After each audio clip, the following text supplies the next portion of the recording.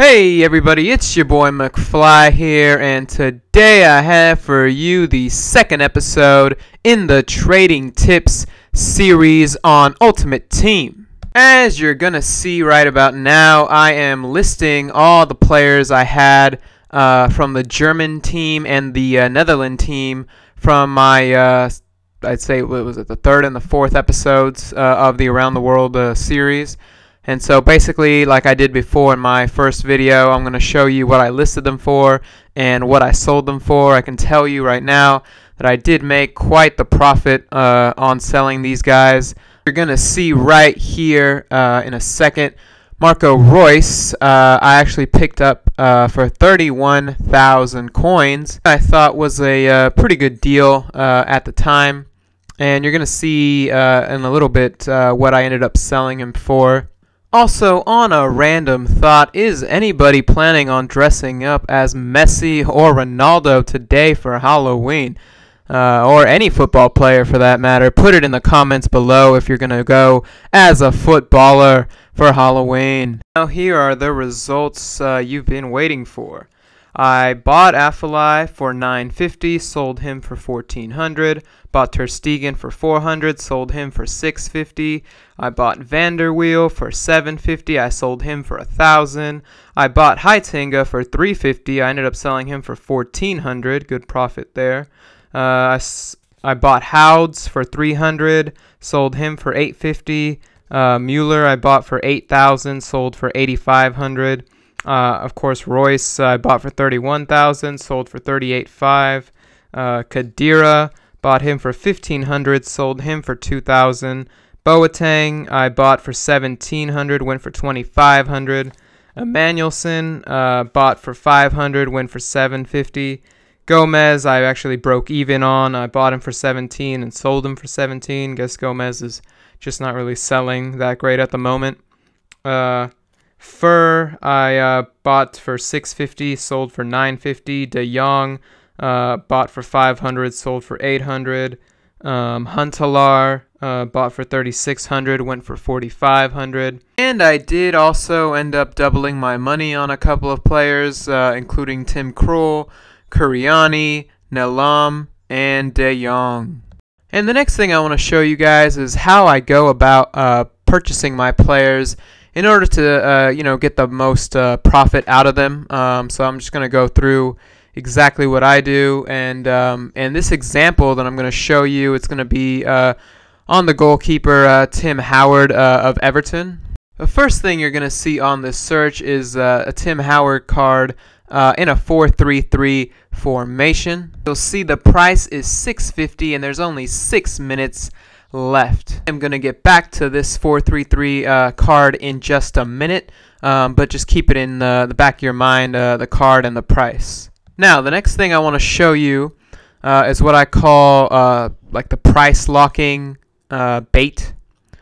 Basically, you're going to see like 5 or 6 Tim Howards in a row for the buy now price of $800 and really bad formations. This guy Matrix trying to sell them. So if you see any price locking going on when you're going to pick up your player, just avoid it because it's probably going to be an overpriced card. Now to get back to what I was talking about earlier on the 4-3-3 card, as you see, here's another Tim Howard for $750 in a 4-3-3. So the last one was $650, this one's $750. The reason I'm showing you this is because I want you guys to avoid making rookie mistakes. A lot of people would see this card on the market for $750 and simply assume that that was the going rate, and they would bid $800, $850, they'd bid $900 on the card.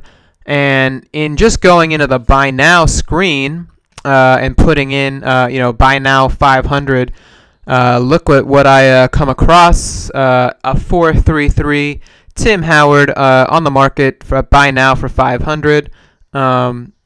And so as you're going to see, I'm going to just go ahead and buy that now, obviously, now that I know that I can easily sell it for $800, anywhere between $800, $900, maybe even $1,000 if I were to sell it like at a non-peak time. Which leads me to my next point, which is always check your buy nows on the player that you're looking for, because you would be surprised how many times I have found a player at a buy now price far under their average price, and all you really had to do was just find what the average price is, and then obviously look for a buy now price underneath it.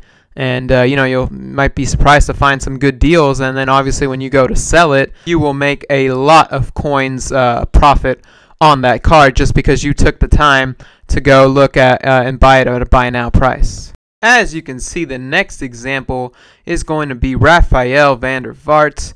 And on Van der Vaart, there is a couple of good things that I can show you. First thing you're going to see here is a 4-1-2-1-2 selling for 4,100.